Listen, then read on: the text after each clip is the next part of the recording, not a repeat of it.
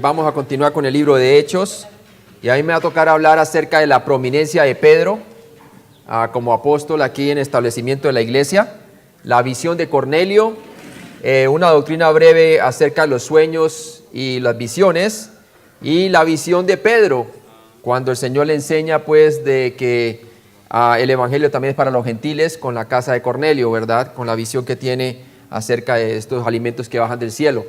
Entonces vamos a orar, vamos a pedirle al Señor que nos muestre con su palabra y nos enseñe hoy acerca de cómo seguir expandiendo el evangelio hacia los gentiles, ¿verdad? Vamos a orar entonces. Padre Celestial, gracias por este día, por la bendición de tu palabra. Te pido, Padre, de que tú nos ayudes a tomar como ejemplo la pasión que tenían ellos para evangelizar, Señor, y el denuedo que tenían a pesar de la persecución. Te pedimos por aquellas áreas del mundo en donde los cristianos son perseguidos, Señor, por causa de tu nombre. Te pido que tú les des ese denuedo, Señor, y continúen, Señor, esparciendo el evangelio alrededor del mundo. En Cristo Jesús te lo pedimos. Amén. Entonces vamos allí en Hechos capítulo 9, por favor, Hechos capítulo 9. Y estamos viendo entonces cómo el evangelio se está propagando y miren ustedes allí en el versículo 31 de Hechos capítulo 9 nos dice: entonces las iglesias tenían paz por toda ¿qué? Judea, Galilea y Samaria. ¿Sigue cómo está expandiendo el evangelio?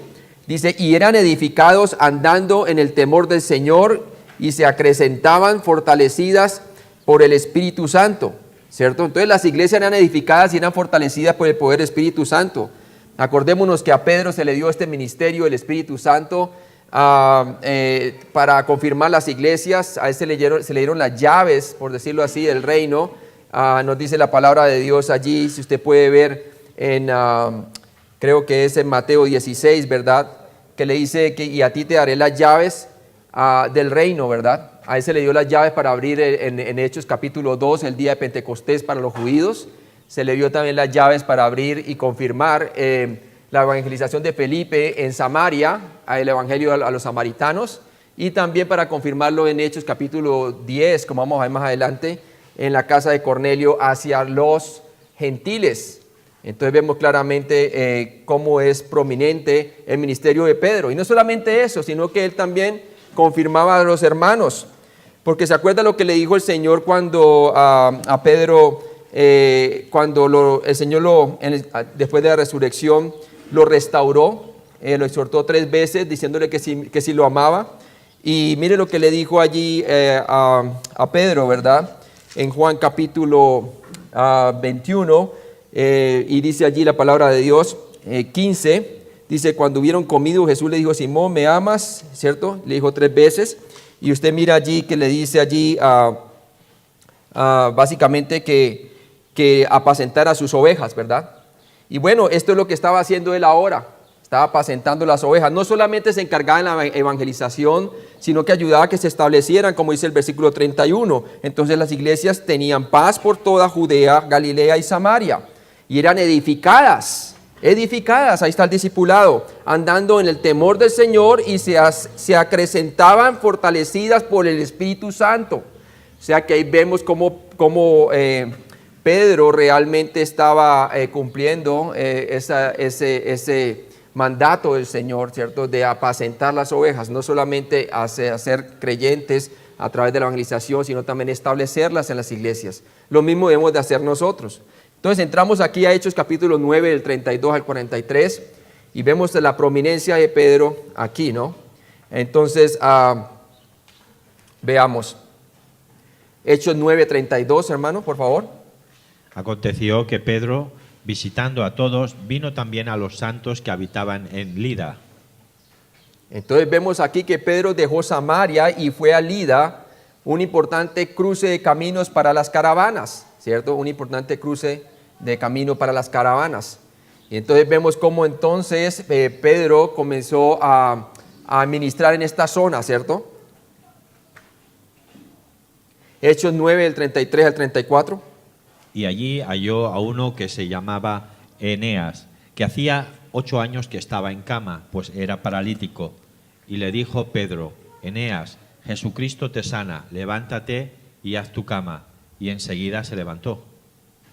Entonces vemos aquí claramente que quizás en esta área, ¿cierto?, de Lida, probablemente algunas personas ya habían asistido durante el día de Pentecostés, tenían algún conocimiento de lo que pasó en el día de Pentecostés, y posiblemente ahí estuvo, podemos creer que de pronto Felipe había evangelizado allí, en esa área anteriormente, como dice Hechos capítulo 8:40. Miremos lo que dice Hechos 8:40, por favor.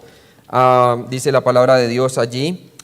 Pero Felipe se encontró en Azoto después de que evangelizó al eunuco, y pasando anunciaba el evangelio en todas las ciudades hasta que llegó a Cesarea. Entonces, pasando de Azoto a Cesarea, probablemente habrá pasado también por esta ciudad, ¿verdad?, de Lida, y entonces quizás había evangelizado por ahí también, ¿verdad? Ahora, vemos aquí lo que va a suceder, ¿verdad? Vemos allí que nos dice la palabra de Dios en el versículo 33, y halló allí uno que se llamaba Eneas. ¿Y qué pasaba? Llevaba 8 años que estaba en cama, ¿cierto? Un paralítico. Y dice la palabra de Dios allí en el versículo 34, que Pedro le dijo: Eneas, Jesucristo te sana, levántate y haz tu cama. Y enseguida se levantó. Muy similar a lo que cuando abrió su primer milagro, fue allí en la entrada de la Hermosa, ¿se acuerdan? Que había un paralítico, y también en el nombre de Jesús, no tenía ellos ni plata ni oro, y le dijo: levántate en el nombre de Jesús, y se levantó, ¿verdad? Y fue un gran milagro. Bueno, nuevamente está repitiendo un milagro tal cual como ese, en este sentido, ¿no? Y vemos claramente cómo entonces este hombre, Eneas, fue restaurado de su parálisis de 8 años. Hechos 9:35, por favor. Y le vieron todos los que habitaban en Lida y en Sarón, los cuales se convirtieron al Señor. Los cuales se convirtieron al Señor. ¿Por qué? ¿Cuál mensaje traía este mensaje de una sanación de un paralítico? Bueno, ¿se acuerdan cuando estaba ya en Hechos capítulo 3?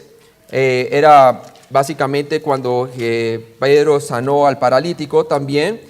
Vamos a ver que ese milagro se hacía para que la atención se enfocara en el poder de ¿quién? De la resurrección de Jesucristo. Una evidencia de que Jesucristo había resucitado era el poder de que tenían ellos para sanar a las personas. Era una señal que mostraba claramente la resurrección de Jesucristo. Y en Hechos capítulo 3 decía muy claramente una y otra vez Pedro, diciendo de que este hombre que ahorita está de pie delante de nosotros, está parado así ahorita mismo porque por gracia ¿a qué? A la resurrección de Jesucristo. A quien ellos crucificaron ahora se ha levantado entre los muertos, y el mismo poder con que Jesucristo fue levantado de los muertos, con el mismo poder era la autoridad con la cual Pedro sanaba, ¿verdad? Con el poder de la palabra de Jesucristo, ¿cierto? En el nombre de Jesucristo, la resurrección. Entonces la sanidad milagrosa de Eneas verificó el mensaje de Pedro y llevó a la salvación de todos en aquella región. Y no solamente allí, sino que también nos dice que hay otra región, creo. Dice allí: y le vieron todos los que habitaban en Lida y en Sarón, que era una ciudad cercana, los cuales se convirtieron ¿qué? Al Señor. Entonces claramente veían aquellas señales y confirmaban claramente que el mismo mensaje que tenían ellos era el mismo mensaje del Señor Jesucristo. Hechos 9:42, por favor. Esto fue notorio en toda Jope, y muchos creyeron en el Señor. Muchos creyeron en el Señor. Primera Tesalonicenses 1, del 9 al 10. Porque ellos mismos cuentan de nosotros la manera en que nos recibisteis y cómo os convertisteis de los ídolos a Dios, para servir al Dios vivo y verdadero, y esperar de los cielos a su Hijo, el cual resucitó de los muertos, a Jesús, quien nos libra de la ira venidera. Entonces vemos muy claramente el efecto del Evangelio, ¿cierto? Entonces todo milagro apuntaba hacia la predicación del Evangelio. Hechos 9:35b nos dice la palabra de Dios: los cuales se convirtieron al Señor. La principal ciudad portuaria de Jope, en la zona costera llamada la tierra de Sarón, abrió la puerta para que el Evangelio fuese a los gentiles. ¿Sí? Es interesante ver que Jope era una ciudad portuaria, ¿cierto? Y en el Antiguo Testamento Jope fue el lugar en donde Jonás embarcó para escapar de Dios, ¿verdad? Y irse ¿hacia dónde? Hacia Tarsis. ¿Cuál era la comisión que el Señor le había dado a a Jonás era a predicar ¿en dónde? En Nínive, a los gentiles. Y vemos allí entonces que Jope fue el lugar en donde él se embarcó para escapar, según Jonás capítulo 1, ¿verdad? Del 1 al 3. Aquí vemos a Pedro, un contraste, hermano, en donde es en Jope, en donde Dios le está mostrando a él que el evangelio es para los gentiles también. ¿Sí ve? Por un lado usted ve el paralelo de Jonás escapando, ¿verdad? Desobedeciendo y se monta en una nave, en un barco, ¿verdad? Y va para Tarsis, y usted sabe, la tempestad se levanta y todo esto, y habían unos marineros gentiles que estaban con él, y ellos estaban temerosos, ¿cierto? Temerosos de Dios. Estaba Jonás haciendo tropiezo a los gentiles. Por un lado, el contraste es que Pedro estaba obedeciendo al mandato del Señor de predicar el evangelio, ¿verdad? ¿En dónde? El Señor le iba a mostrar claramente que a los gentiles también era el evangelio, para los gentiles también, ¿sí? Entonces vemos muy claramente cómo Pedro estaba respondiendo a ese llamado, ¿cierto? Y en lugar de traerle temor a las personas, traía el mensaje de la salvación, ¿sí? En cambio, Jonás traía el temor a través de toda esta lluvia y toda esta cosa, de todo este oleaje y esa tempestad repentina que estaban que se hundían, ¿verdad? Tremendo. Por un lado, nosotros podemos servir de tropiezo a las personas, y por otro lado, nosotros podemos ir de bendición y de salvación, ¿sí? ¿De qué olor grato somos nosotros, cierto? ¿Somos como Jonás hay veces? ¿O vamos a ser como era Pedro, verdad? Espero que seamos como era Pedro, hermano, porque es importante nosotros ver eso, porque acuérdense que Pablo dice en Corintios, ¿cierto? Que no seamos tropiezo ni a gentiles inconversos, ni a judíos inconversos, ni a la iglesia de Dios, ¿sí? Entonces es importante eso. Entonces vemos que la principal ciudad portuaria era de Jope, ¿cierto? Y en la zona costera llamada la tierra de Sarón abrió la puerta para que el evangelio fuese a los gentiles. Y de ahí desde Jope era cuando, vamos a ver más tarde, que también se va a extender hacia Cesarea el evangelio, ¿verdad? Con Cornelio. Entonces vamos a ver este mapa aquí, fascinante ver Samaria, ¿verdad? En Samaria, entonces vemos que Felipe había llegado a Samaria, y en la ciudad de Samaria, ustedes pueden ver allí, no sé cuál es el de la luz, mejor ni lo toco, ¿verdad? Samaria, usted ve a la ciudad de Samaria, allí llegó Felipe, ¿verdad? Y luego de Felipe, la noticia llegó desde Jerusalén, que Pedro fuese a confirmar a las personas que habían sido salvas en Samaria, ¿verdad? Entonces, obviamente allá fue entonces Pedro, y ya habiendo abierto Jerusalén el día de Pentecostés, ahora iba a abrir Samaria, ¿cierto? Y ahí impuso las manos, y las personas recibían el Espíritu Santo en Samaria. Y de allí entonces después se regresaron a Jerusalén, y ahora en Jerusalén se fue a Lida, que es donde estamos nosotros ahorita, hablando de donde fue sanado este hombre, ¿verdad? Que era paralizado por 8 años, y ahora sería llamado también a Jopa, ¿verdad? A Jope en español, ¿verdad? Una ciudad moderna, que es actualmente la ciudad de Jaffa en Israel, ¿verdad? Anteriormente se llamaba Jope. Y aquí es donde vamos a presenciar ahora más adelante la resurrección de Tabita, una mujer, ¿cierto? Y donde también en la casa del curtidor va a recibir entonces Pedro la visión para el llamado a Cesarea hacia los gentiles, otros gentiles, ¿verdad? Allí en Cesarea. Vamos a hablar después acerca de eso con Cornelio. Entonces sigamos en Hechos 9:36, por favor. Había entonces en Jope una discípula llamada Tabita, que traducido quiere decir Dorcas. Esta abundaba en buenas obras y en limosnas que hacía. Entonces vemos una mujer que estaba allí, una discípula, ya era una creyente, estaba una muchacha que era dedicada a la palabra de Dios. El hecho que nos diga que es una discípula llamada Tabita, una muchacha que era dedicada a las cosas de Dios, y que traducido quiere decir Dorcas, ¿cierto? O Gacela. Esta abundaba en buenas obras y en limosnas que hacía, o sea que su fe se hacía visible por medio de sus obras, ¿sí? Entonces vemos que Tabita era una creyente en entrenamiento, discípula, que era conocida por sus buenas obras. Santiago 1:22, por favor. Pero sed hacedores de la palabra, no tan solamente oidores, engañándoos a vosotros mismos. Entonces vemos claramente que su fe era visible nuevamente. Y lo bueno es que ahora el Señor nos va a conducir hacia la historia de aquí de Tabita, ¿verdad? Y vamos a pasar de la transición de un gran milagro de la sanación de este hombre que era paralizado por 8 años, a pasar a un milagro aún mayor, que es la resurrección, ¿verdad? Trayendo la resurrección, volver la vida a otra persona. Y vamos a ver qué es lo que le sucede a Tabita. Por favor, léalo del 37 al 38. Y aconteció que en aquellos días enfermó y murió.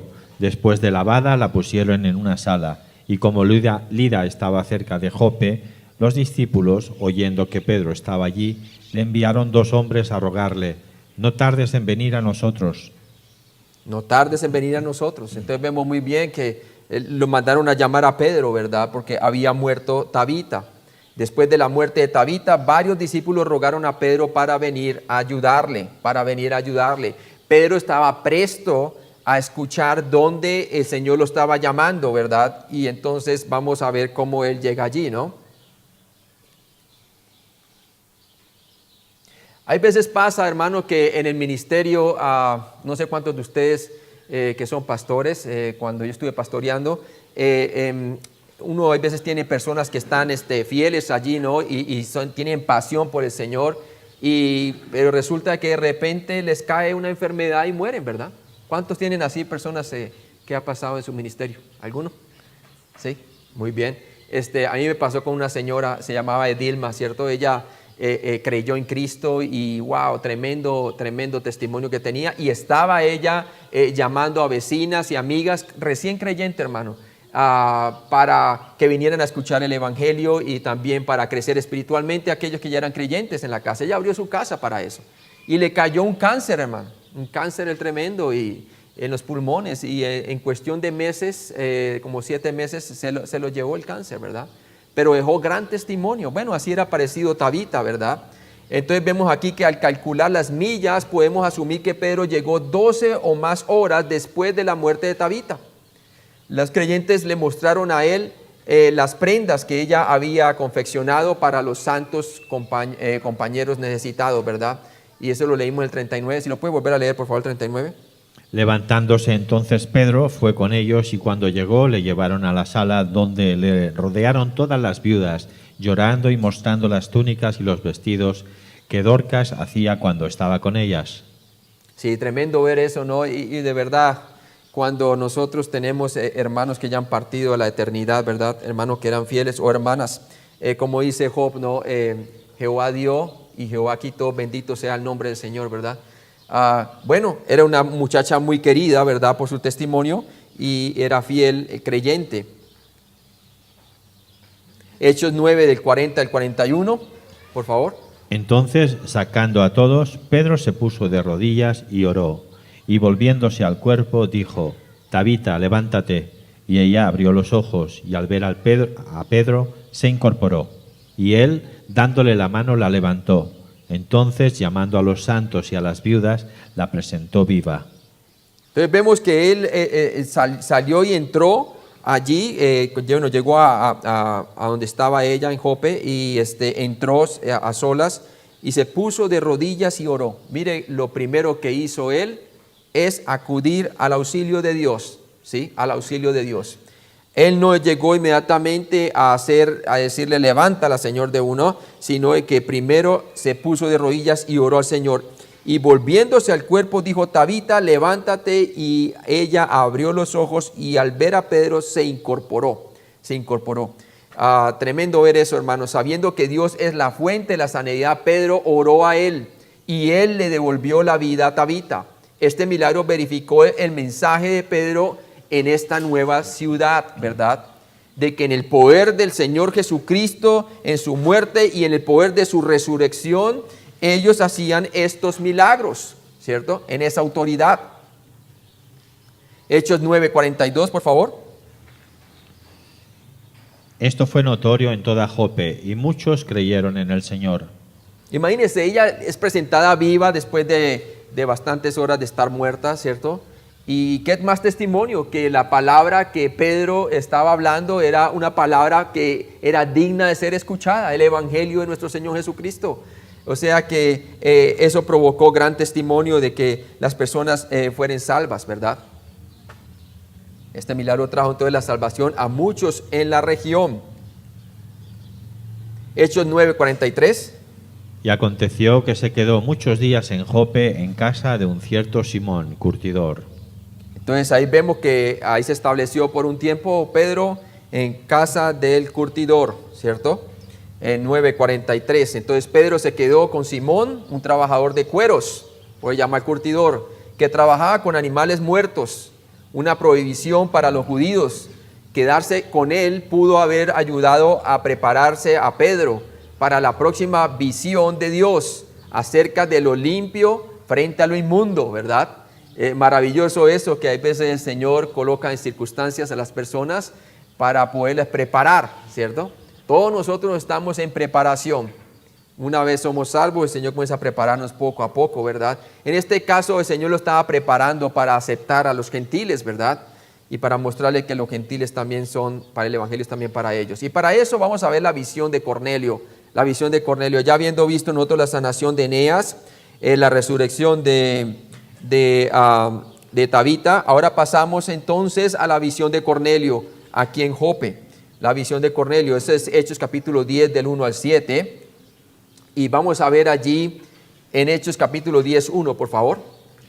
Había en Cesarea un hombre llamado Cornelio, centurión de la compañía llamada La Italiana. Entonces vemos aquí que Cornelio era un oficial romano, un centurión, cargo de 80 o 120 hombres, vivía en Cesarea, una ciudad en un puerto hecho por hombres, un puerto hecho por hombres. Y Cornelio era un hombre,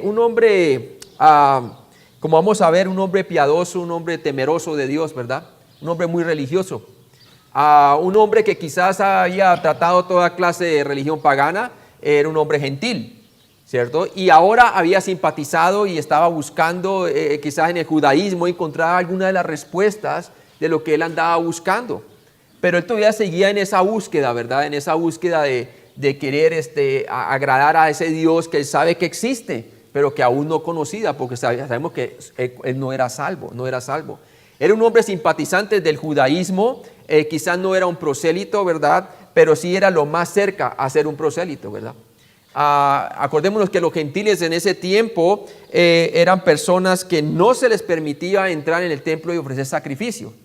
Pero a él como no podía llegar a ofrecer sacrificio en el templo porque era un gentil, él de alguna manera trataba por medio de las obras, hacer oraciones y presentaban sus oraciones como sacrificio ante Dios, ¿verdad? Como sacrificio ante Dios. Y vamos a ver entonces qué va a suceder con él. Hechos 10:2, por favor.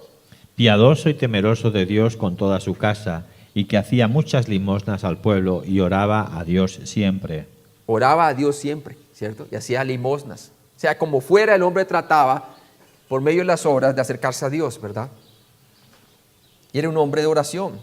Entonces Cornelio era un hombre temeroso de Dios que había respondido a la luz que ya tenía, ¿cierto? Obviamente, si estaba siguiendo el judaísmo, tenía algún conocimiento del Antiguo Testamento, de un solo Dios, Jehová Dios. Tenía cierta luz acerca de esto y por lo tanto Pedro pudo comentar directamente con el evangelio en lugar de llevarlo de vuelta a la distinción creador o criatura o creación como lo hizo con aquellos que aún no conocían o temían a Dios. Esto nos debe a nosotros también dar un ejemplo de mirar el trasfondo de cada persona que vamos a evangelizar. ¿Qué tanto conocimiento tiene esa persona del Dios bíblico? ¿Qué tanto contacto tiene con la Biblia? ¿Cierto? Y partir con el conocimiento o la luz que tienen. En este caso, Cornelio ya tenía un gran avance, porque era simpatizante con el judaísmo, ¿verdad? ¿Saben? Cornelio se me recuerda como el testimonio de John Wesley, Juan Wesley, ¿verdad?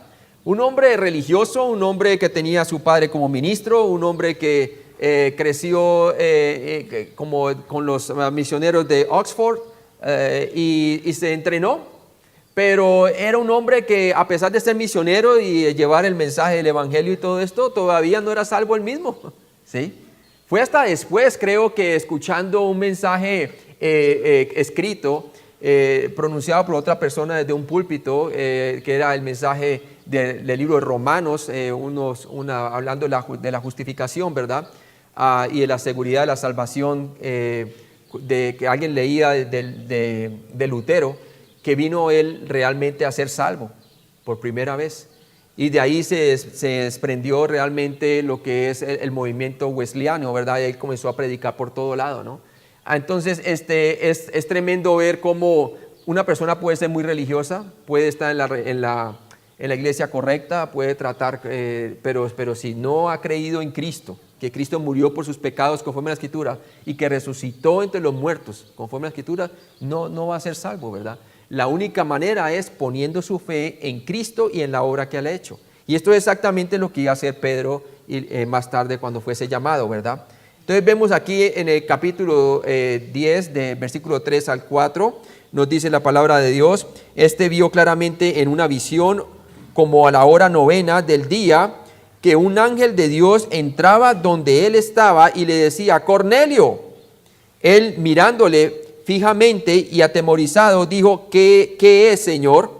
Y le dijo: tus oraciones y tu limosna han subido para memoria delante de Dios. Entonces Cornelio inmediatamente y respetuosamente respondió al saludo del ángel, mostrando que entendía la superioridad del ángel sobre él, ¿cierto? La superioridad del ángel sobre él. O sea que para él no era algo desconocido la presencia angelical. Acuérdense que este es un hombre que es conocedor del judaísmo, ¿cierto? Y por lo tanto la presencia de los ángeles, sobre todo en el servicio del templo, con las personas que ministraban en el templo, hay veces se presentaban los ángeles allí, ¿no? Como se presentó con el papá de Juan el Bautista. Él seguramente ya había escuchado acerca de que a algunas personas se le aparecen los ángeles. Entonces para él no es algo fuera de lo común, como que jamás había conocido qué era la palabra ángel, sino que ahora se le estaba presentando uno personalmente. Claro que obviamente para él era algo de gran reverencia, ¿no? Pero dice allí que, dice la palabra de Dios: este vio claramente en una visión, como la hora 9 del día, que un ángel de Dios entraba donde él estaba y le decía: Cornelio. Entonces le apareció en esa visión, ¿sí? Y le habló con nombre propio: Cornelio. Él, mirándole fijamente y atemorizado, claro que estaba atemorizado, dijo: ¿qué es, Señor? Mire que le dice Señor. ¿Por qué le dirá Señor? Ajá. Bueno, él tiene conocimiento de alguna manera de que los ángeles son enviados de Dios, ¿verdad? Y que ellos traen un mensaje del Señor. Y por eso le está diciendo que eres, Señor, ¿verdad? ¿Qué es, Señor? Y le dijo: tus oraciones y tus limosnas han subido para memoria delante de Dios. Entonces Cornelio inmediatamente y respetuosamente respondió al saludo del ángel, mostrando que entendía la superioridad del ángel sobre él. Hechos 10:4b, vemos que Cornelio había orado a Dios. La oración de los injustos para conocer a Dios o para recibir misericordia no salva, pero Dios escucha esa oración. Veamos lo que dice Lucas 18:13, por favor, hermano. Mas el publicano, estando lejos, no quería ni aún alzar los ojos al cielo, sino que se golpeaba el pecho diciendo: Dios, sé propicio a mí, pecador. Ahí está, y la palabra de Dios nos dice que ese hombre salió justificado, ¿cierto? Mientras el fariseo allí decía que yo no, gracias que no soy como ese, cierto publicano, y se estaba comparando, ¿verdad? Entonces vemos claramente que Dios escucha y tiene misericordia, ¿verdad? Y tuvo misericordia aquí de Cornelio, ¿cierto? Pero no quiere decir que la oración de él lo salvó. La oración no salva, es la fe en Jesucristo únicamente. Hasta que él no escuchase el evangelio claramente y fuese confrontado por el Espíritu Santo que traía convicción de justicia, de pecado, de justicia y de juicio, no podría ser salvo, ¿verdad? Y eso es lo que iba a pasar más adelante. Hechos 10 del 5 al 6, por favor, ¿lo puedes leer? Envía pues ahora hombres a Jope y haz venir a Simón, el que tiene por sobrenombre Pedro. Este posa en casa de cierto Simón Curtidor, que tiene su casa junto al mar. Él te dirá lo que es necesario que hagas. Entonces vemos aquí y dice, envía pues ahora a hombres a Jope y haz venir a Simón, el que tiene por sobrenombre Pedro. Y uno dice, pero ¿por qué el ángel mandar a llamar a Pedro? ¿Por qué no llama a Felipe, verdad? Porque Felipe era un hombre gran evangelista, ¿verdad? Abrió en Samaria, llevó el evangelio, llegó Pedro y lo confirmó allá. ¿Por qué llama a Pedro? ¿Sabe por qué? Porque a Pedro se le dieron las llaves, ¿sí? A Pedro se le dieron las llaves, hermano. Y dice la palabra aquí, y también que tiene sobrenombre Pedro. Y Dios sabe muy bien porque llamó a Pedro también, ¿verdad? Porque llamó a Pedro también. Pedro era un judío, ¿verdad? Y un judío que también tenía que enseñarle realmente que también los gentiles, el mensaje era para ellos también, ¿verdad? Entonces, usando un término militar, envía, literalmente despacha, como dice la Biblia de las Américas, el ángel instruyó a Cornelio para mandar a traer a Simón Pedro. Debido a que Simón Pedro estaba quedándose con Simón el curtidor, Cornelio tuvo que pedir por el Simón correcto. Dos Simones, ¿verdad? El uno trabajando con cuero, ¿verdad? Y el otro era el judío, ¿verdad? El creyente. Entonces vemos muy claramente lo que estaba sucediendo aquí. Hechos 10, 6b nos dice la palabra de Dios allí. Y posa en casa de cierto Simón Curtidor. Ahí estaba Pedro, ¿verdad? El apóstol. Dice que tiene su casa junto al mar. Él te dirá lo que es necesario que hagas. ¿Sí? Él te dirá lo que es necesario que hagas. Nuevamente vemos claramente que a Pedro se le ha dado las llaves. Hechos 10, de 7 al 8, por favor. Ido el ángel que hablaba con Cornelio, éste llamó a 2 de sus criados y a un devoto soldado de los que le asistían, a los cuales envió a Jope después de haberles contado todo. Ok, entonces vemos claramente allí que ido entonces el ángel hablaba con Cornelio, llamó a 2 de sus criados y a un devoto soldado que lo asistía, ¿cierto? Entonces mandó a las personas de más confianza, porque este hombre realmente, Cornelio, quería asegurarse de que ellos fueran a traer a la persona correcta y que el mandato se diera a cabo, cosa que él realmente estaba atento a la voz del ángel, ¿verdad?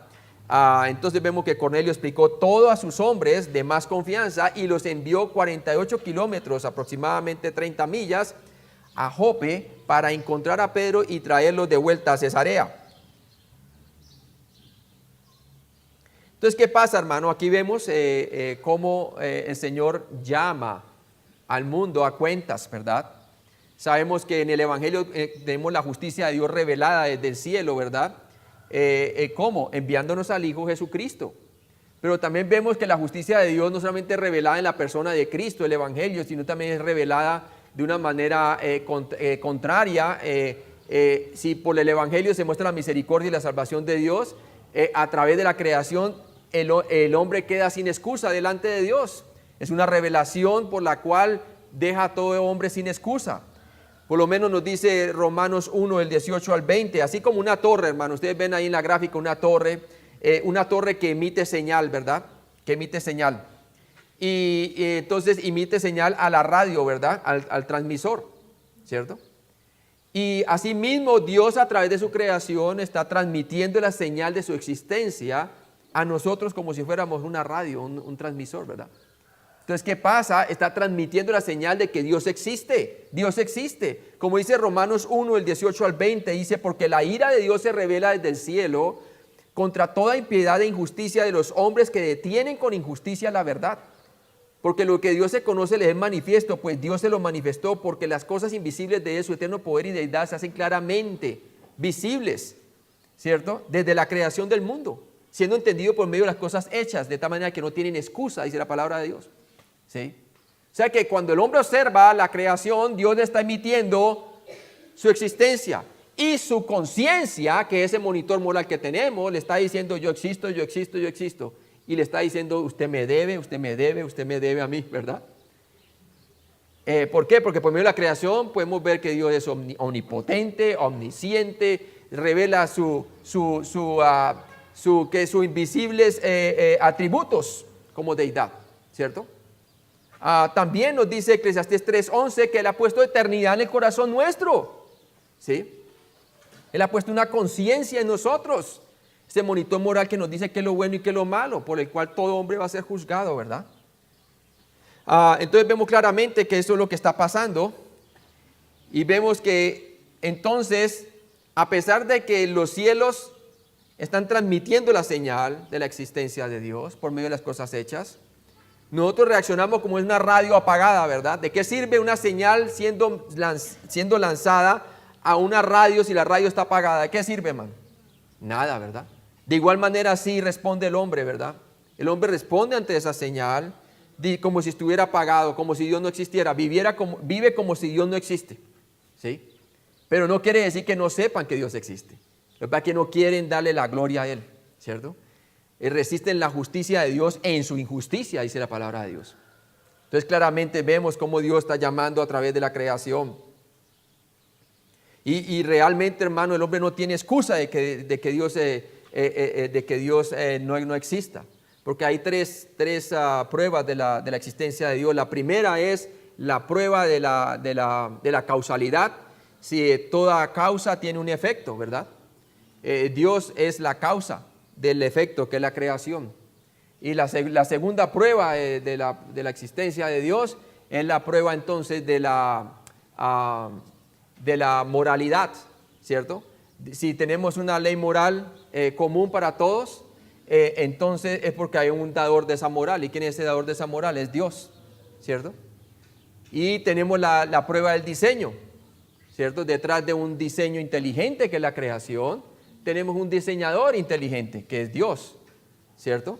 Entonces el diseño inteligente presupone un diseñador inteligente. Los cielos declaran la gloria de Dios y el firmamento anuncia las obras de sus manos. Un día emite sabiduría a otro, dice la palabra de Dios. Entonces el hombre no tiene excusa delante de Dios, hermano.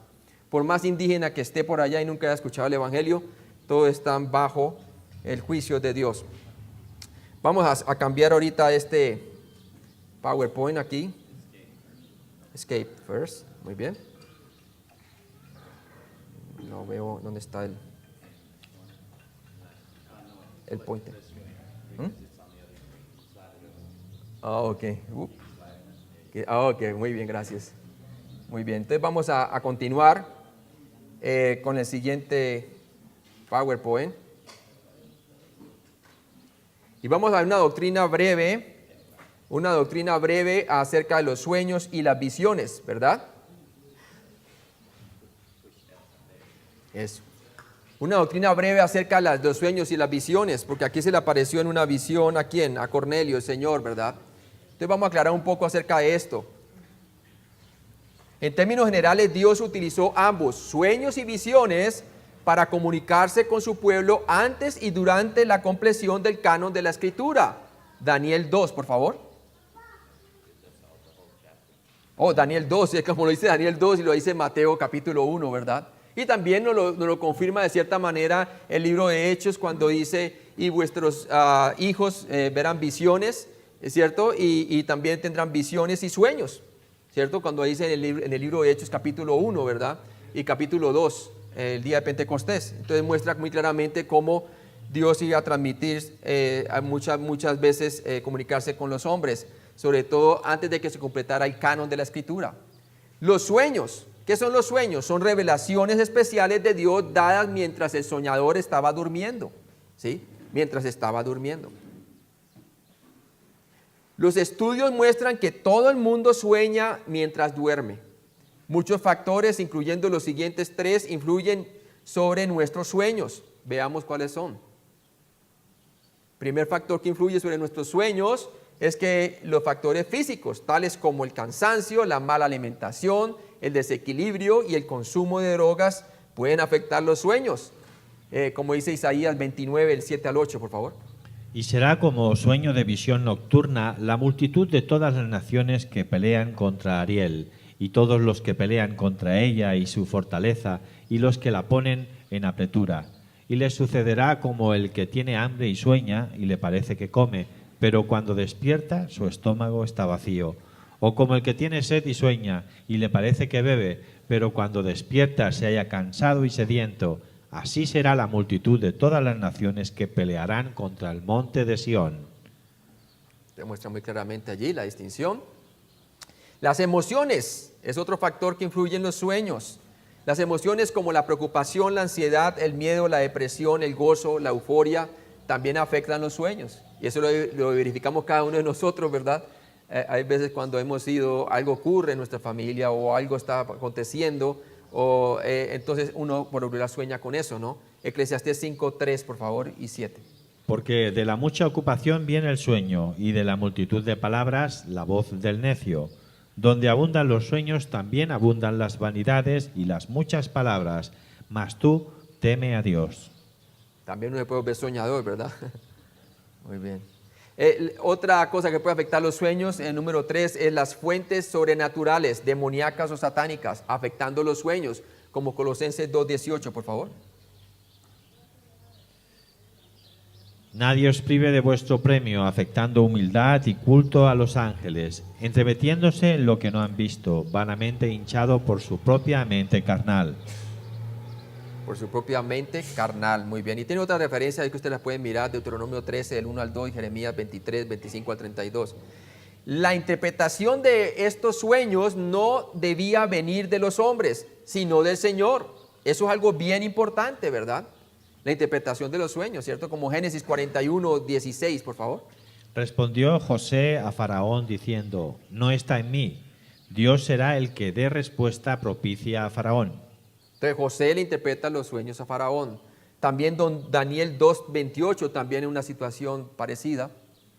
Daniel 2:28. Pero hay un Dios en los cielos, el cual revela los misterios, y él ha hecho saber al rey Nabucodonosor lo que ha de acontecer en los postreros días. He aquí tu sueño y las visiones que has tenido en tu cama. Entonces ahí se acuerdan cuando la estatua y los reinos que van a acontecer sobre el mundo hasta que venga el Señor Jesucristo, ¿verdad? Y le interpreta los sueños. Los falsos profetas dijeron con avidez a todos sus falsos sueños, pero los verdaderos profetas fueron fieles en contar solo aquellas palabras que habían recibido directamente de Dios. Jeremías 23, del 28 al 32. El profeta que tuviere un sueño, cuente el sueño, y aquel a quien fuere mi palabra, cuente mi palabra verdadera. ¿Qué tiene que ver la paja con el trigo? Dice Jehová. ¿No es mi palabra como fuego? Dice Jehová, y como martillo que quebranta la piedra.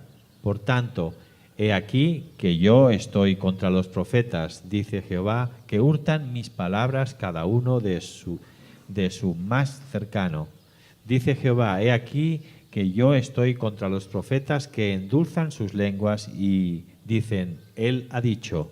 He aquí, dice Jehová, yo estoy contra los que profetizan sueños mentirosos y los que cuentan y hacen errar a mi pueblo con sus mentiras y con sus lisonjas. Y yo no los envié ni les mandé, y ningún provecho hicieron a este pueblo, dice Jehová.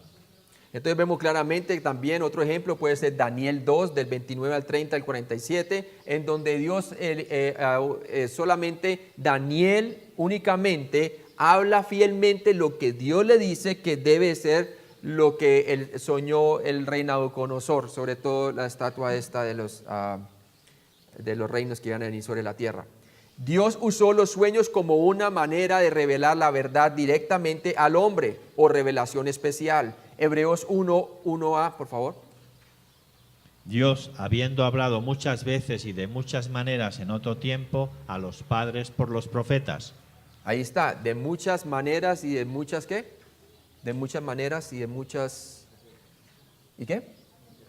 Y muchas veces, de muchas maneras y muchas veces. Entonces las maneras incluyen los sueños. Génesis 37, otro ejemplo, usted lo podría ver por su lado, y 40 al 41, ¿verdad?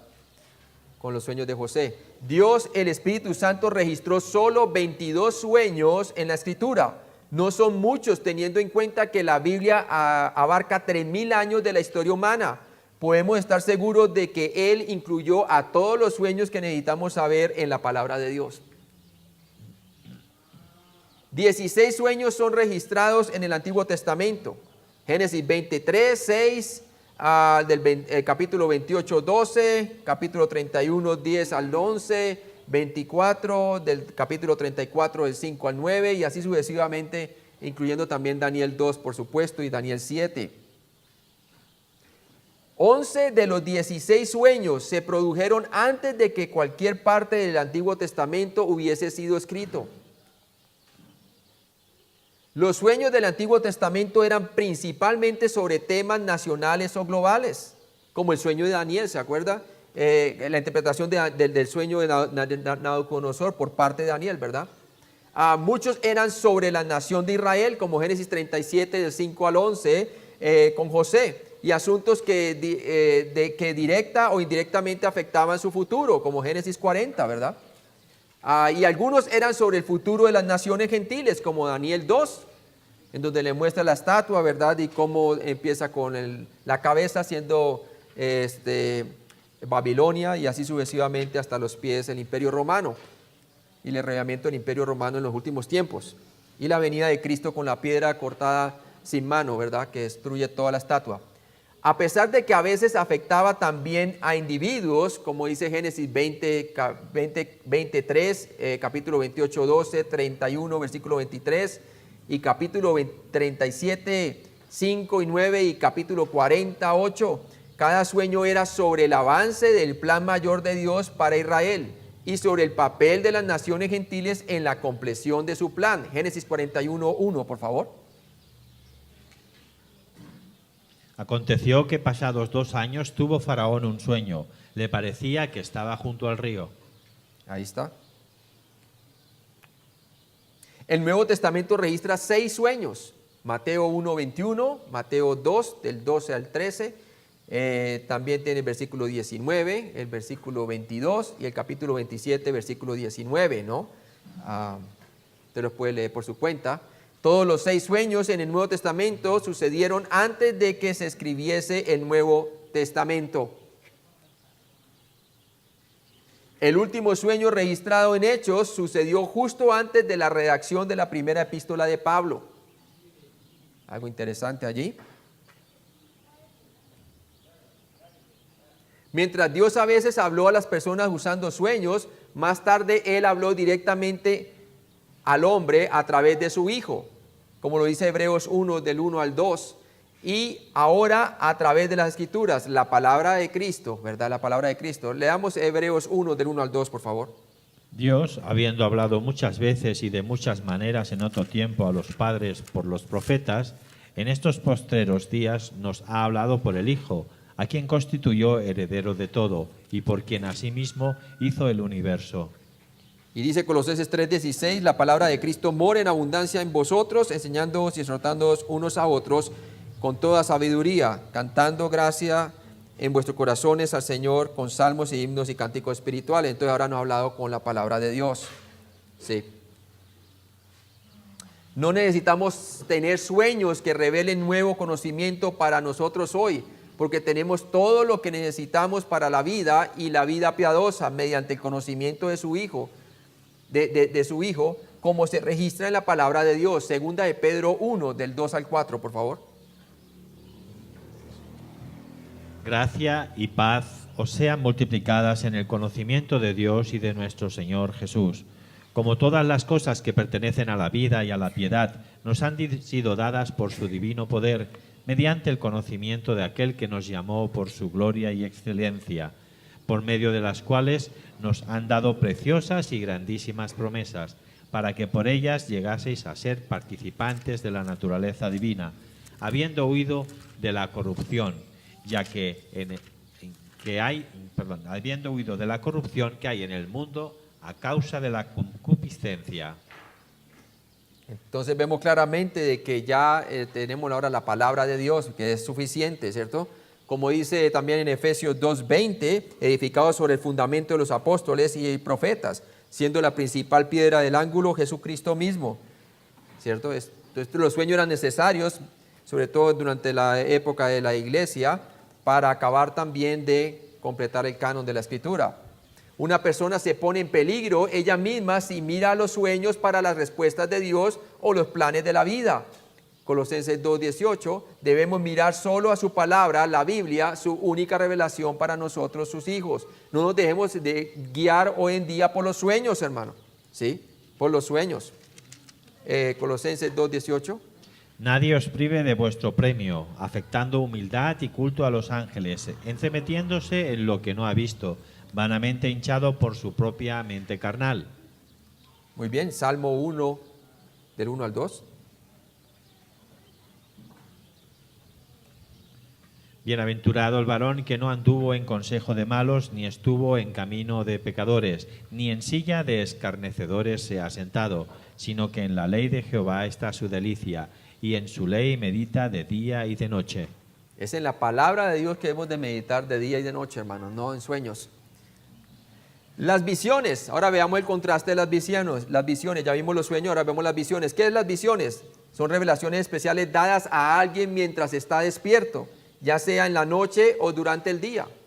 Si los sueños es cuando la persona está dormida, las visiones es cuando estaba despierto, como en el caso aquí de Cornelio, ¿verdad? Vemos aquí Génesis 46:2, por favor. Y habló Dios a Israel en visiones de noche, y dijo, Jacob, Jacob. Y él respondió, heme aquí. Heme aquí, ¿sí ve?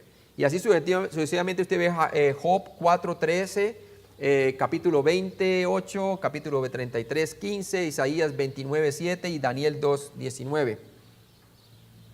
Una visión bíblica era radicalmente diferente a los trances paganos o las estáticas modernas, a las experiencias místicas o las experiencias místicas. Daniel 8:1, por favor. En este año tercero del reinado del rey Belsasar me apareció una visión a mí, Daniel, después de aquella que me había aparecido antes.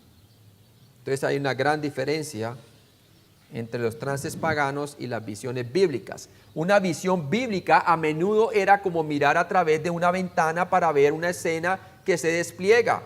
Como tenemos el ejemplo Zacarías 1 del 7 al 10, por favor. A los 24 días del mes 11, que es el mes de Sebat, en el año segundo de Darío, vino palabra de Jehová al profeta Zacarías, hijo de Berequías, hijo de Iddo, diciendo, vi de noche y he aquí un varón que cabalgaba sobre un caballo alazán, el cual estaba entre los mirtos que había en la hondura, y detrás de él había caballos alazanes, overos y blancos. Entonces dije, ¿qué son estos, Señor mío? Y me dijo el ángel que hablaba conmigo, yo te enseñaré lo que son estos. Ok, sí, ahí está bien. ¿Sí, hasta ahí? Sí, hasta ahí está bien. Y también tenemos en el capítulo 10 de Hechos, 10, versículo 10, también nos dice, y tuvo gran hambre, hablando de Pedro, cuando estaba en la casa del curtidor, y quiso comer, pero mientras le preparaban, le sobrevino un éxtasis. Ya está hablando claramente de una visión, y también la visión del Apocalipsis, la revelación de Jesucristo que Dios le dio para manifestarlas a sus siervos las cosas que deben de suceder pronto, y la declaró enviándolo por medio de su ángel a su siervo Juan. Toda persona en la Biblia que tenía una visión era capaz de pensar lógicamente, interactuar ya sea con ángeles o con Dios durante su visión, como Zacarías 4, del 5 al 6, o también cuando usted ve, cuando Juan ve la visión, ¿verdad?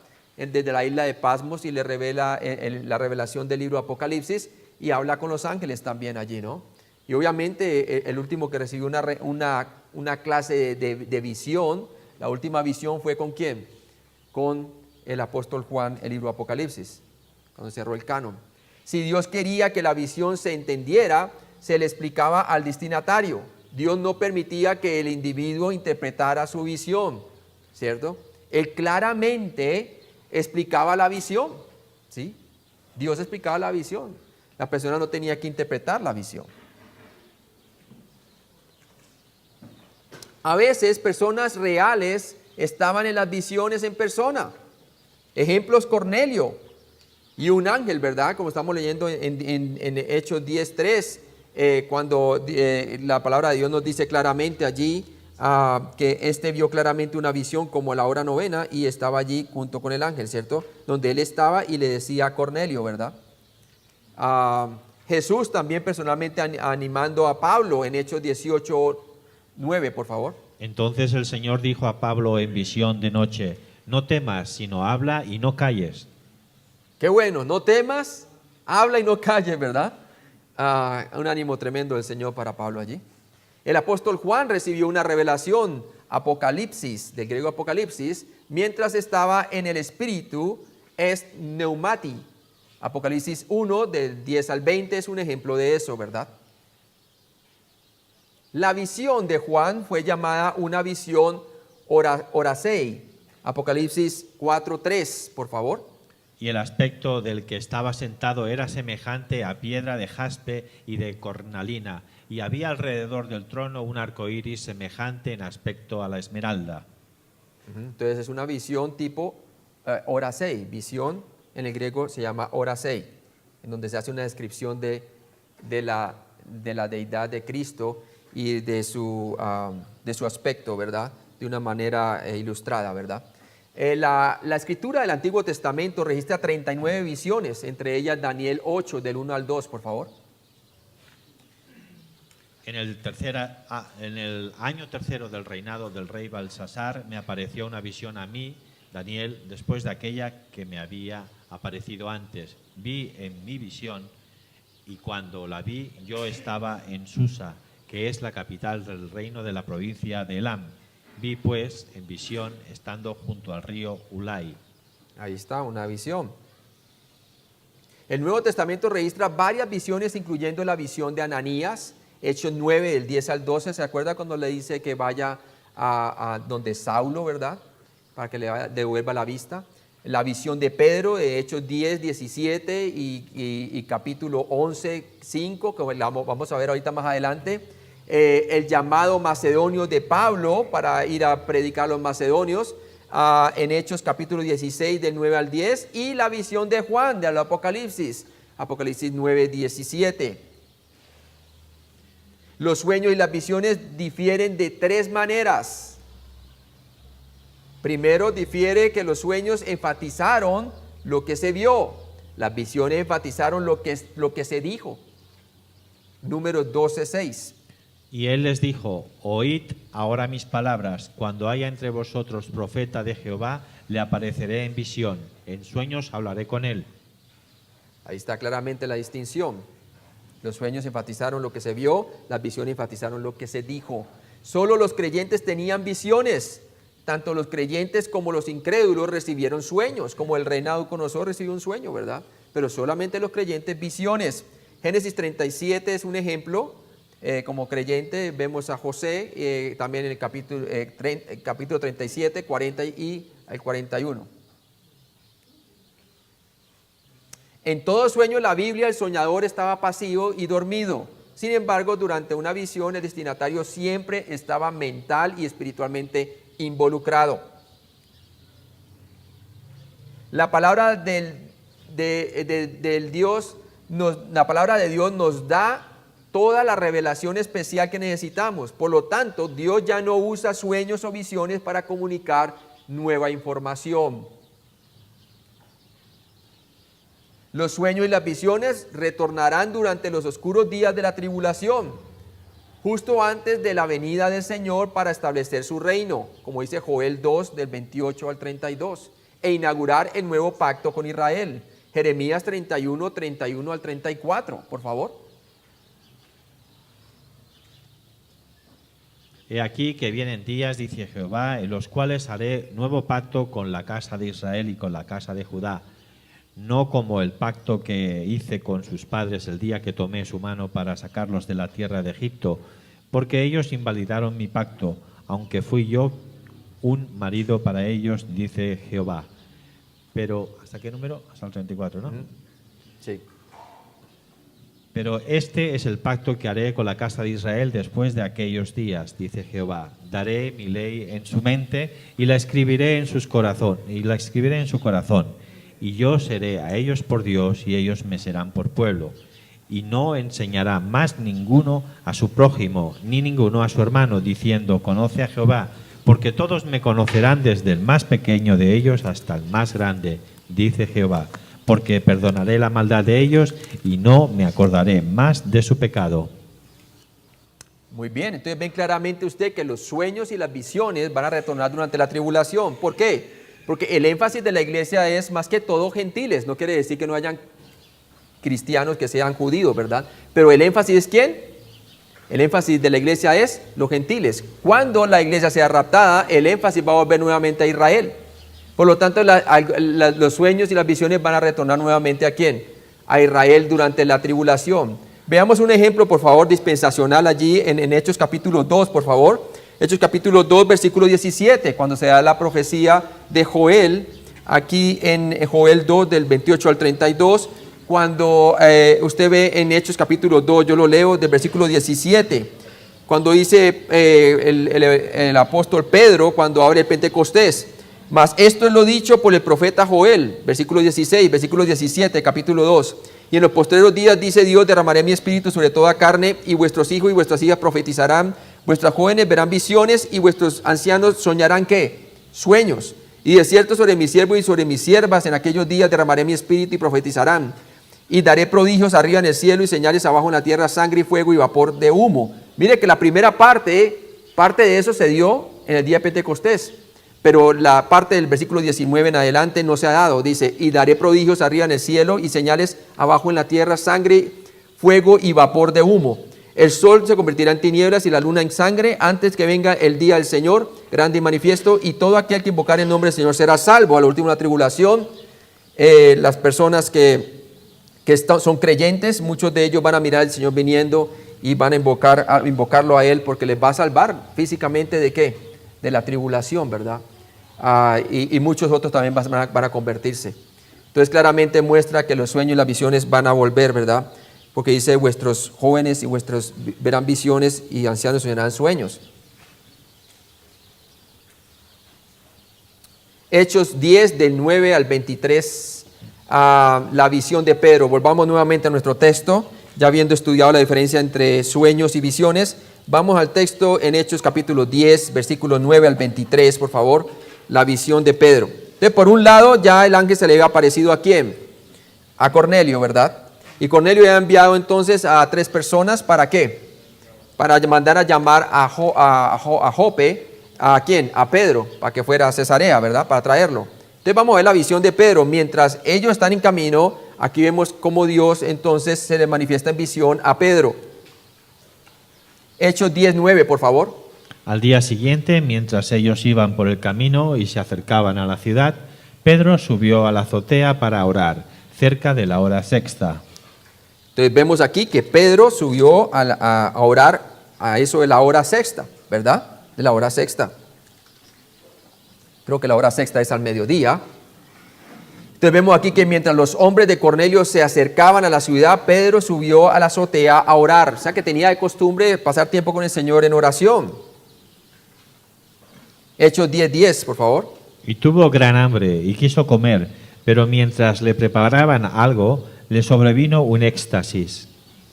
Entonces vemos que el Espíritu Santo estaba orquestando eventos mientras Pedro cayó en un sueño de trance, ¿verdad? Los otros estaban en camino para venir a llamarlo de parte de Cornelio, ¿verdad? Y mientras tanto, Dios le iba a revelar esta visión cayendo en trance. ¿Quién? Hablando de Pedro, ¿verdad? Tremendo cómo el Señor va orquestando todo junto, ¿no? Hechos 10, del 11 al 12. Y vio el cielo abierto y que descendía algo semejante a un gran lienzo, que atado de las 4 puntas era bajado a la tierra, en el cual había de todos los cuadrúpedos terrestres y reptiles y aves del cielo. Y aves del cielo, ¿cierto? Entonces vemos claramente que de repente el cielo se abre y baja esta visión, baja una cantidad de animales allí para que él coma, ¿verdad? Tremenda visión. Y mire que él está en oración, ¿no? Está entonado realmente con lo que Dios está haciendo. Y vemos entonces que en la visión de Pedro algo parecido a un gran manto de tela descendía al suelo como un gran lienzo, ¿verdad? Cargando diferentes especies de animales móviles, tanto limpios como inmundos. En Génesis 6, Noé tomó de estos mismos animales en el arca, ¿verdad? Y también creo que en Levítico 11 también se daba una lista para la dieta de los rituales en Israel, ¿verdad? Se decía muy claramente cuáles animales eran limpios y cuáles eran impuros, ¿verdad? Pero aquí se están presentando ambos combinados, ¿sí? Ambos combinados. Entonces vemos aquí nuevamente el mapa. Vemos claramente que bajan los animales y está en Jope, está ahí en la costa, ¿sí? Estaba donde, ahí juntico a la playa, porque dice que la casa del curtidor estaba ahí junto a la playa, ¿verdad? Y entonces ahí bajaron los animales, ¿cierto? Y estaba en la visión. Y miren dónde está Cesarea, allí al norte, ¿verdad? Y desde allá es donde mandó entonces a Cornelio, mandó a sus 3 hombres, incluyendo su soldado de confianza, a Jope para traer a Pedro. Entonces Dios está orquestando todo junto aquí. Hechos 10 del 13 al 14, por favor. Y le vino una voz: levántate, Pedro, mata y come. Entonces Pedro dijo: Señor, no, porque ninguna cosa común o inmunda he comido jamás. Entonces vemos claramente que él tenía hambre, ¿sí? Entonces él era confrontado aquí, tiene hambre, ¿verdad? Y fuera eso, y nos dice la palabra en el versículo 10 que era gran hambre lo que tenía. Y viene el Señor y le va a tremendo asado, ¿verdad? Tremenda combinación de animales. Y ahora entonces es confrontado con su ritualismo, ¿verdad? Con su ritualismo. Y entonces le dice el Señor: levántate, Pedro, mata y come. Tremendo. Entonces Pedro dijo: Señor, no, porque ninguna cosa común o inmunda he comido jamás. ¿Sí? Claro, como buen judío guardabas la dieta judía, ¿verdad? Era difícil para él aceptar eso a pesar del hambre que tenía. ¿Sí? Entonces Pedro se rehusó a obedecer la orden de Dios de comer los animales inmundos porque violaban las leyes alimenticias judías de Deuteronomio capítulo 14 y Levítico 11. Estas leyes crearon una enorme barrera entre judíos y gentiles, ¿sí? Entre judíos y gentiles. Hechos 10:15, por favor. Volvió la voz a él la segunda vez: lo que Dios limpió, no lo llames tú común. Lo que Dios limpió, no lo llames tú común. ¿Sí? Entonces Dios le está enseñando una lección ahí. Dios le dijo a Pedro que no llamara impuro o común a nada de lo que él había hecho limpio. ¿Sí? Todas estas leyes ceremoniales apuntaban a qué, hermanos? Al cumplimiento en Cristo Jesús en la cruz. ¿Sí? Ella no tenía por qué estar llamando algo puro o impuro, ¿cierto? Ya todo había sido consumado en Cristo. Todas estas leyes ceremoniales apuntaban hacia el sacrificio perfecto de Cristo. Hechos 10:16, por favor. Esto se hizo 3 veces y aquel lienzo volvió a ser recogido en el cielo. Mire bien usted eso, hermano. ¿Cuántas veces se hizo esto? 3 veces. Y aquel lienzo se volvió a ser recogido en el cielo. Tremendo. ¿Cuántas personas venían de parte de Cornelio? 3 personas, 3 gentiles. ¿Sí? ¿Casualidad? Bueno, se lo dejo en su mente, ¿verdad? Pero es algo fascinante ver, ¿no? Dios repitió la visión 3 veces para enfatizar que Él había abierto la puerta a los gentiles para recibir el evangelio. La iglesia está compuesta tanto de creyentes judíos como gentiles y, por lo tanto, no tienen las mismas reglas dietéticas que los judíos tuvieron bajo la ley. Es que la ley dividía como un muro los judíos de los gentiles, dice la palabra de Dios. ¿Sí? En el templo también estaban divididos por ese muro. Pero ahora Dios le iba a enseñar que ese muro ya había caído desde el momento en que Cristo murió en la cruz por nuestros pecados y resucitó el tercer día, ¿cierto? Y ahora tanto judíos como gentiles tienen acceso ¿a quién? A la salvación de Dios por medio de la fe en el sacrificio de Jesucristo, en su muerte y resurrección. Mire lo que dice Efesios 2 del 14 al 18, por favor. Efesios 2 del 14 al 18. En el templo había un muro que separaba a los gentiles de allá afuera, hermano. No tenían derecho a entrar allí adentro, ¿verdad? Pero ese muro cayó, hermano. ¿Con la qué? Con la muerte de Jesucristo y resurrección.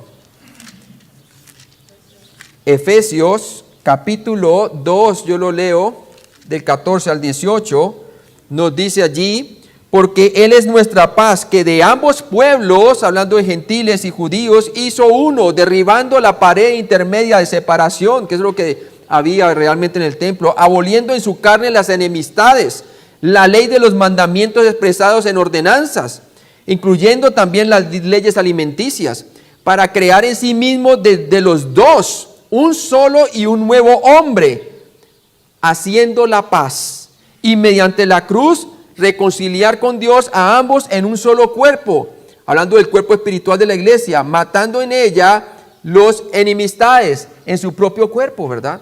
La iglesia es el cuerpo de Cristo, un solo cuerpo espiritual. Te mostraba claramente esto. Dios repitió entonces la visión 3 veces para enfatizar que Él había abierto la puerta a los gentiles por medio del evangelio. A ver, cuenten conmigo. ¿Cuántas veces vino el lienzo con los alimentos abajo?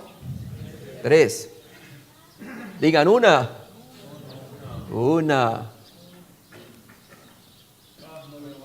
2. 3. Muy bien. Tienen hambre, ¿verdad? ¿Qué horas son? En las 5, ¿verdad? Continuemos. Un resumen de los principios básicos de la dieta del Nuevo Testamento. Es importante que nosotros entendamos eso. Marcos 7, del 15 al 20, por favor.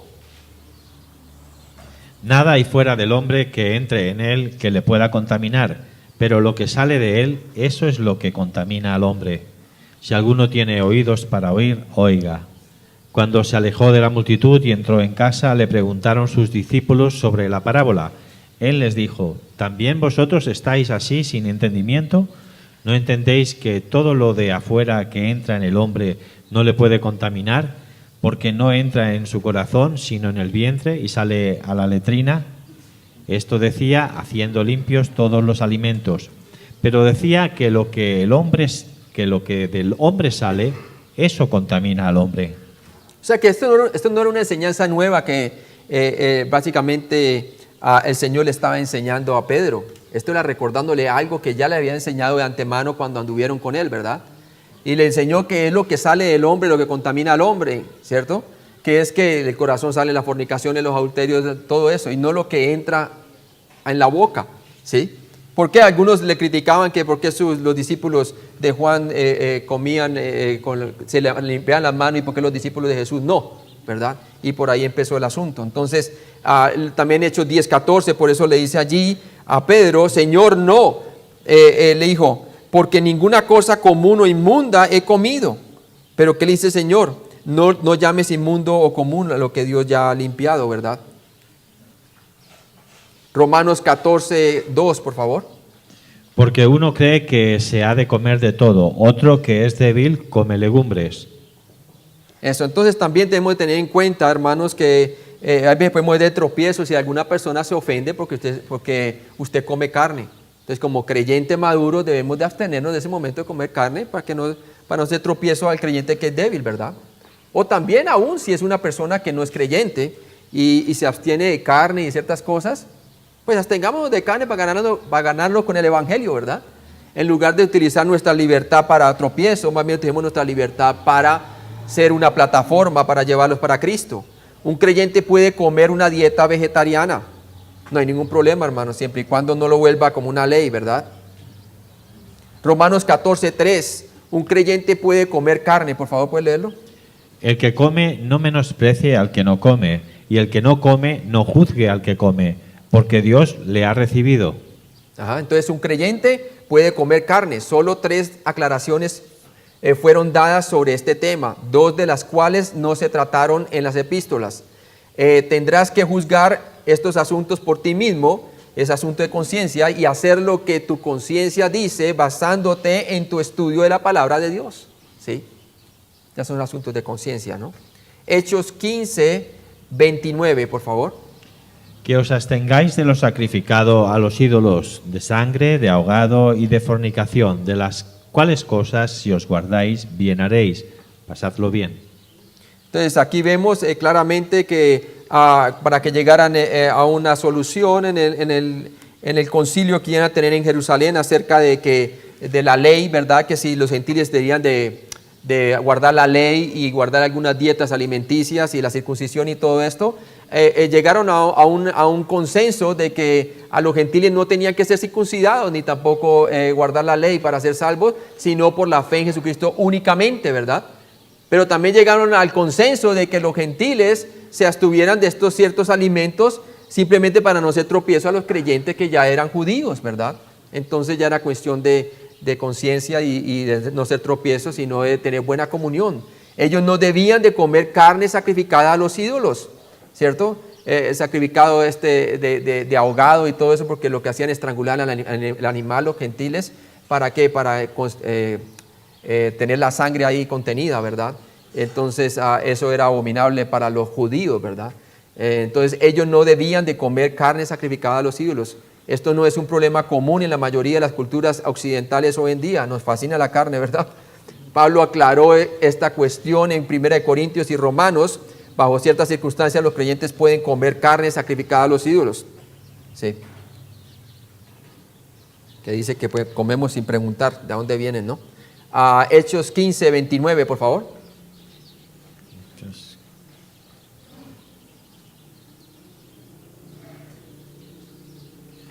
Que os abstengáis de lo sacrificado a los ídolos, de sangre, de ahogado y de fornicación, de las cuales cosas, si os guardareis, bien haréis. Pasadlo bien. No debían comer carne de animales que habían matado de forma incorrecta y guardando la sangre, pues, es decir, estrangulado. Esta enseñanza no se repite en las epístolas. Eso fue por un consenso que se llegó.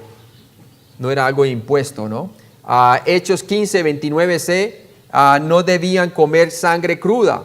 Esta enseñanza tampoco se repite en las epístolas. A medida que la iglesia iba avanzando y más gentil se iba volviendo, sobre todo con las epístolas, se ven menos esta enseñanza, ¿verdad? Romanos 14, del 20 al 21, por favor.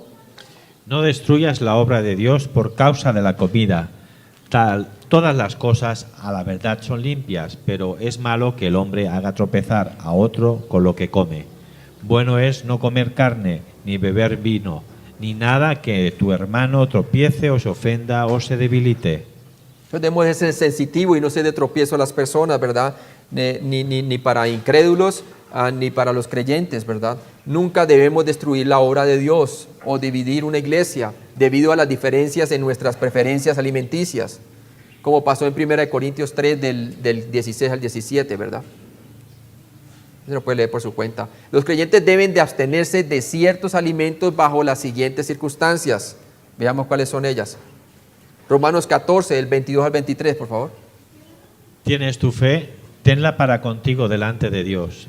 Bienaventurado el que no se condena a sí mismo en lo que aprueba, pero el que duda sobre lo que come es condenado, porque no lo hace con fe, y todo lo que no proviene de fe es pecado. No debemos comer ningún alimento que pudiera ofender a nuestras propias conciencias, ¿cierto? También Tito 1:15, por favor.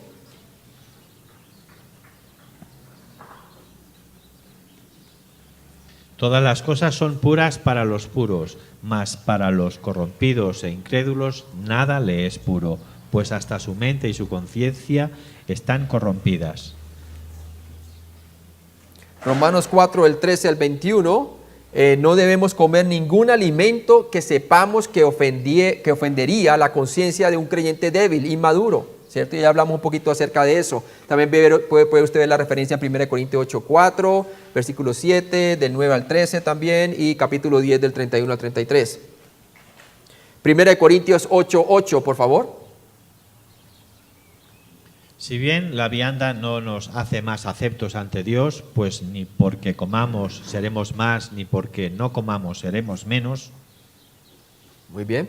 Ten en cuenta que el comer o rechazar ciertos tipos de alimentos no te hace más cerca de Dios o más espiritual.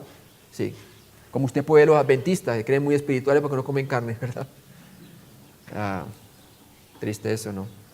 1 Corintios 10, del 25 al 28, come todo lo que te ponga por delante. Ay, estoy encantado con eso. Sin hacer pregunta que afecte a la conciencia, ya sea la tuya o la de tu anfitrión. Por favor, 1 Corintios 10, del 25 al 28. De todo lo que se vende en la carnicería, comed sin preguntar nada por motivos de conciencia, porque del Señor es la tierra y su plenitud. Si algún incrédulo os invita y queréis ir, de todo lo que se os ponga delante, comed, sin preguntar nada por motivos de conciencia. Mas si alguien os dijere, esto fue sacrificado a los ídolos, no comáis por causa de aquel que lo declaró, y por motivos de conciencia, porque del Señor es la tierra y su plenitud. Muy bien. 1 Corintios 10, 29.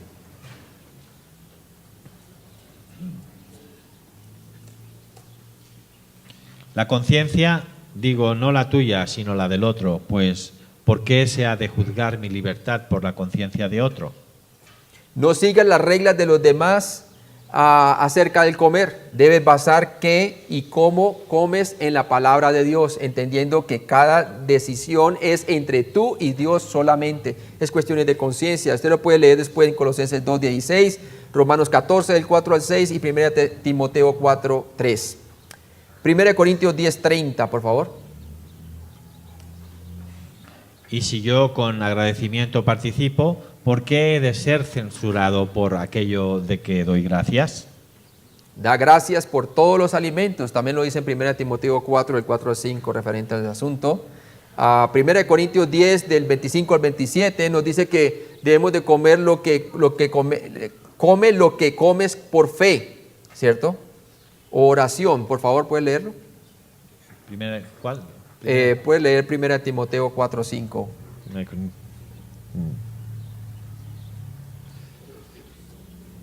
Porque por la palabra de Dios y por la oración es santificado. O sea, que come lo que comes por fe, hermano. Por la oración santifica todo. Filipenses 3:19, por favor.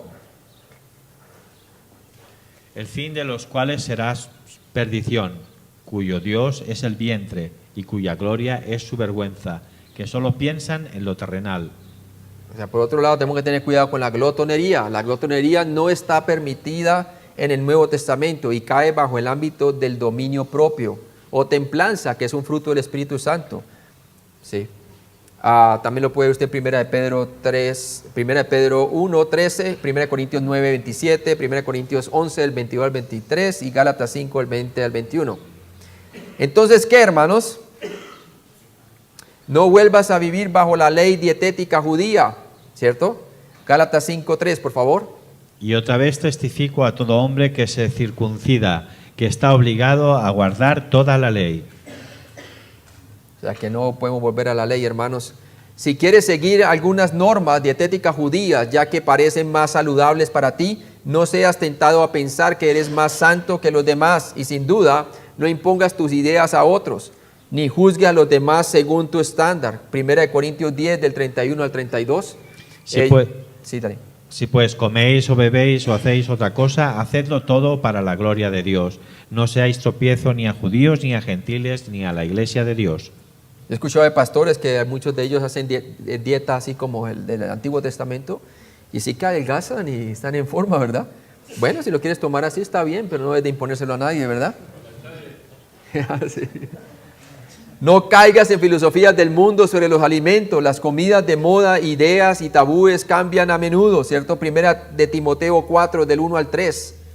Pero el Espíritu dice claramente que en los postreros tiempos algunos apostatarán de la fe, escuchando a espíritus engañadores y a doctrinas de demonios, por la hipocresía de mentirosos que, teniendo cauterizada la conciencia, prohibirán casarse y mandarán abstenerse de alimentos que Dios creó para que, con acción de gracias, participasen de ellos los creyentes y los que han conocido la verdad.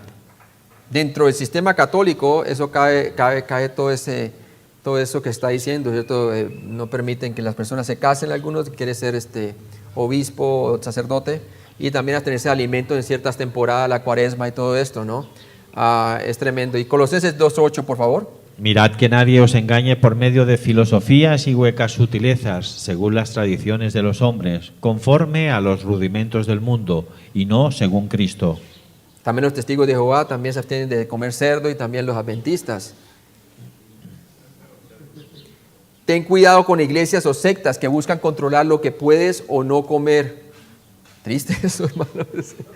Colosenses 2, del 18 al 19, por favor. Nadie os prive de vuestro premio, afectando humildad y culto a los ángeles, entremetiéndose en lo que no ha visto, vanamente hinchado por su propia mente carnal, y no asiéndose de la cabeza, en virtud de quien todo el cuerpo, nutriéndose y uniéndose por las coyunturas y ligamentos, crece con el crecimiento que da Dios.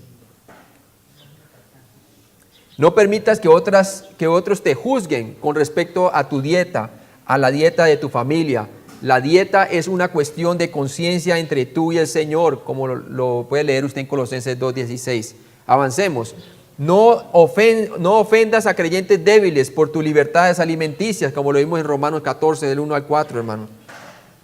Recibid al débil en la fe, pero no para contender sobre opiniones, porque uno cree que se ha de comer de todo, otro que es débil come legumbres. El que come no menosprecia al que no come, y el que no come no juzgue al que come, porque Dios le ha recibido. ¿Tú quién eres que juzgas al criado ajeno? Para su propio Señor está en pie o cae, pero estará firme porque poderoso es el Señor para hacerlo estar firme. Muy bien. Hechos 10, volvamos a nuestro texto, Hechos 10, del 17 al 18. ¿Leo? Sí, por favor. Y mientras Pedro estaba perplejo dentro de sí sobre lo que significaría la visión que había visto, he aquí los hombres que habían sido enviados por Cornelio, los cuales, preguntando por la casa de Simón, llegaron a la puerta y llamando, preguntaron si moraba allí un Simón que tenía por sobrenombre Pedro. Entonces vemos claramente, hermanos, que una vez el Señor lo reprende a Pedro, ¿verdad? Entonces Pedro queda perplejo, ¿cierto? Queda pensante, ¿verdad? En lo que significaría la visión. Y inmediatamente llegan los hombres, ¿verdad? Creo yo, esto soy yo ya, que viendo los tres ahí viniendo, 3 veces bajaron y fuera eran gentiles, ¿cierto? Blanco es y gallina lo pone, el juego, ¿verdad? Entonces yo creo que más claro para dónde él sabía muy bien a qué se estaba refiriendo el Señor, ¿verdad? Hechos 10, 19 nos dice la palabra de Dios, y mientras Pedro pensaba en la visión, le dijo el Espíritu, he aquí 3 hombres te buscan. Le vuelve, 3 hombres te buscan, ¿no?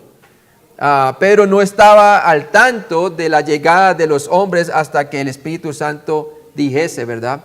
Entonces, no leí el 17, 18, dice, mientras Pedro estaba tratando de entender el mensaje de Dios, que ya no debía discriminar entre lo limpio y inmundo, los hombres de Cornelio llegaron, ¿verdad? Entonces claramente el Espíritu Santo lo estaba redarguyendo ahí. Hechos 10:20, por favor. Levántate pues y desciende y no dudes de ir con ellos, porque yo los he enviado. No dudes de ir con ellos porque yo los he enviado, ¿verdad? Yo los he enviado. Para dejar en claro que la salvación por medio de Cristo era para los gentiles, así como para los judíos, el Espíritu Santo dio mensaje de confirmación para ambos, Pedro y Cornelio, ¿verdad? Para ambos le dio señal, ¿sí? Hechos 10 del 21 al 23, por favor. Entonces Pedro, descendiendo a donde estaban los hombres que fueron enviados por Cornelio, les dijo, he aquí yo soy el que buscáis. ¿Cuál es la causa por la que habéis venido? Ellos dijeron, Cornelio, el cinturón, varón justo y temeroso de Dios, y que tiene buen testimonio en toda la nación de los judíos, ha recibido instrucciones de un santo ángel de hacerte venir a su casa para oír tus palabras. Entonces, haciéndoles entrar, los hospedó, y al día siguiente, levantándose, se fue con ellos, y le acompañaron algunos de los hermanos de Jope. Entonces Pedro aceptó el testimonio de los hombres de Cornelio, ya que coincidía con las palabras del Espíritu Santo dadas a él. Al siguiente día Pedro y otros 6 creyentes fueron a Cesarea. Mire que tomó 6 creyentes, ¿sí? Para ir a Cesarea. Vamos a parar aquí con esta gráfica y vamos al almuerzo, ¿verdad? Sí.